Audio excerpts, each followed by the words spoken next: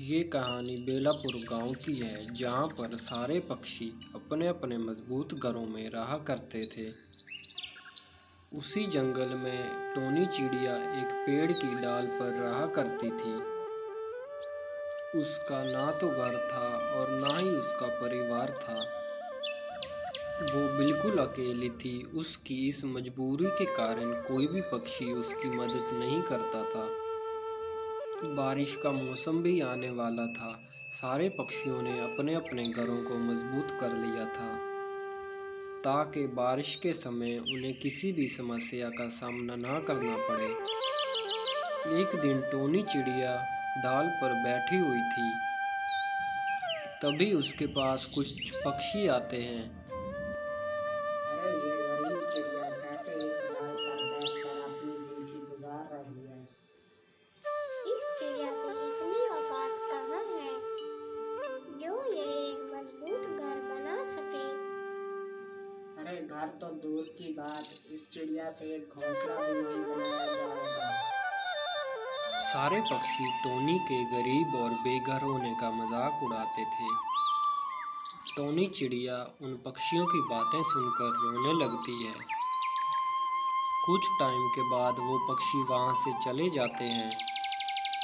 आखिर क्यों ऊपर वाले, मैं ही क्यों गरीब हूँ।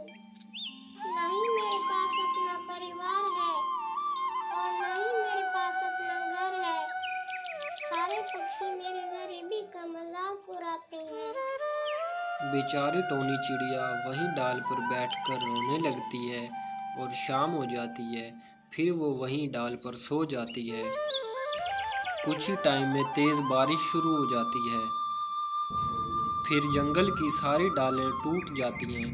टोनी चिड़िया जिस डाल पर रहती थी वो भी टूट जाती है और टोनी चिड़िया उसी डाल के साथ नीचे गिर जाती है। उसकी वजह से टोनी चिड़िया को बहुत ज़्यादा चोट भी लग जाती है।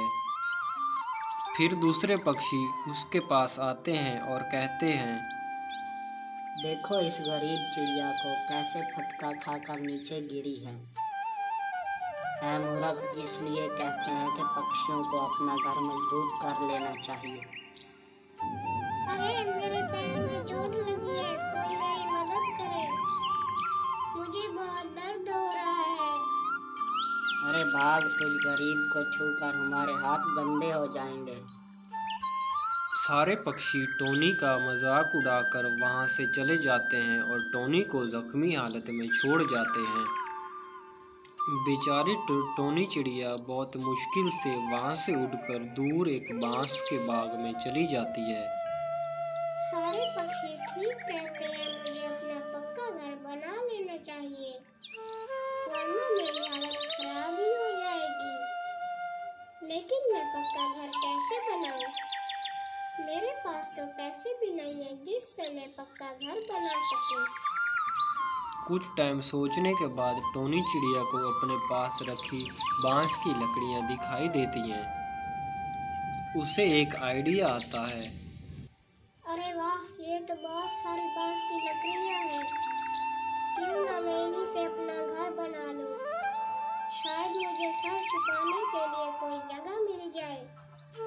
फिर टोनी चिड़िया वहां पर पड़ी बांस की लकड़ियों को ले जाकर एक जगह पर इकट्ठा करती है और उनसे अपना घर बनाने लगती है। कुछ दिनों के बाद उसका नया घर तैयार हो जाता है और उसमें आराम से रहने लगती है।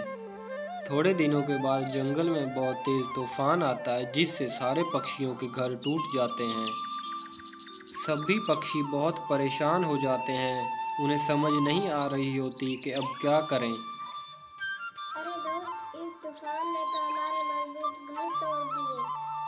मेरे भाइयों, मैंने सुना है टोनी ने एक मजबूत घर बनाया है। चलो उसके पास चलते हैं, शायद वो हमारी कुछ मदद कर दे। फिर सारे पक्षी टोनी चिड़िया के घर पहुंच जाते हैं। अरे टोनी, तेरा घर तो बहुत मजबूत है। हमारे घर तो तूफान में टूट गए, लेकिन तेरे इस घर को तो कुछ भी नहीं हुआ। हमने तुम्हें बहुत बुरा भला कहा, हमें माफ कर दे।